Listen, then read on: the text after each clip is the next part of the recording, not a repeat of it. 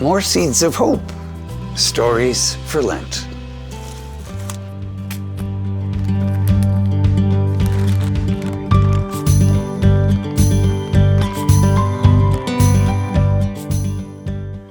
Today's story seed is Man of the World.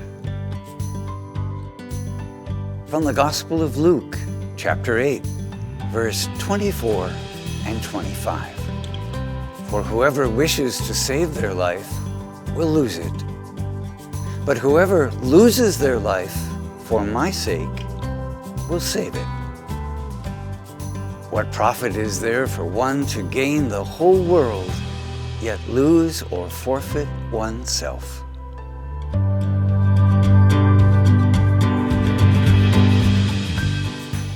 Listen to today's story seed.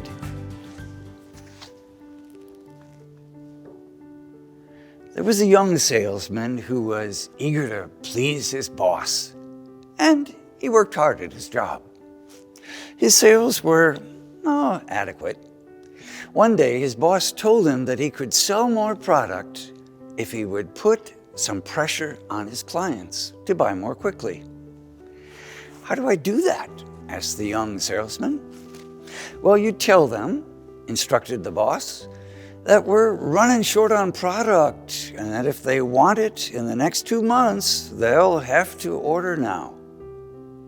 The new salesman asked, "Are we running short on product?"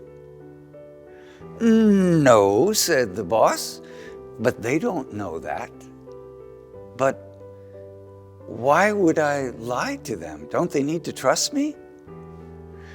The boss shrugged his shoulders slightly and said, "This is how the game is played.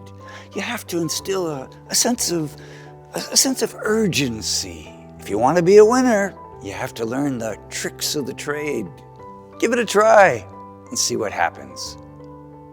Using this technique, the young salesman doubled his orders. With his boss's help, he mastered one slightly dishonest technique after another. He went on to become manager of the company.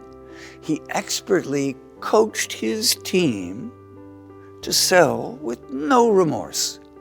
He became wealthy. He was always watching the bottom line, which just kept increasing. Even though he married and had kids, money and the things the almighty dollar could buy were what mattered most to him. And he had everything. More than one house, more than one boat, the most stylish clothes, a wall of TV, and a manicured lawn. Eventually, he retired. He played golf almost every day. He was not one for charity or service, but he did like to travel. When he died, no one had anything particularly good or bad to say about him. One of his golfing partners said, "He was a man of the world. He traveled everywhere, drank the best scotch, but he couldn't sink a putt to save his life." That is what is at stake here. Saving your life. The world has a way of shaping us, dictating to us what we supposedly should care about. Money, prestige, pride. It's hard to buck that system. It's tempting to let go of your moral compass, to embrace the glamour of the good life. There is a career opportunity for you this Lent. Come find out what God has in store for you. There is a requirement, though. You will have to spend time in prayer. You will have to share your life with God and listen to what God says to you. We usually don't hear God speak out loud to us. In prayerful moments, things stir inside of us. Ideas come to your mind. Your heart may begin to yearn for something new. None of us are permanently lost on earth. God always offers us the chance for new life, a kind of career advancement.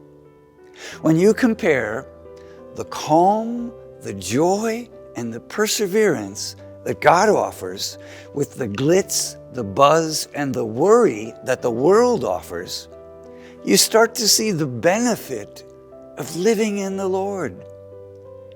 You may find ridicule instead of honor, pain instead of pleasure. That happens when we open ourselves to those truly in need.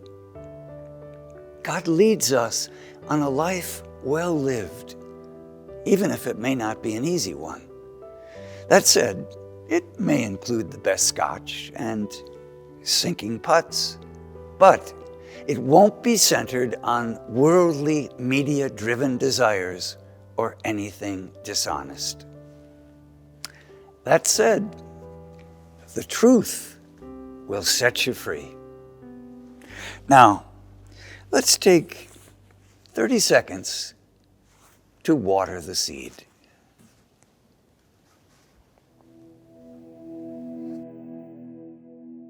What is your heart's desire?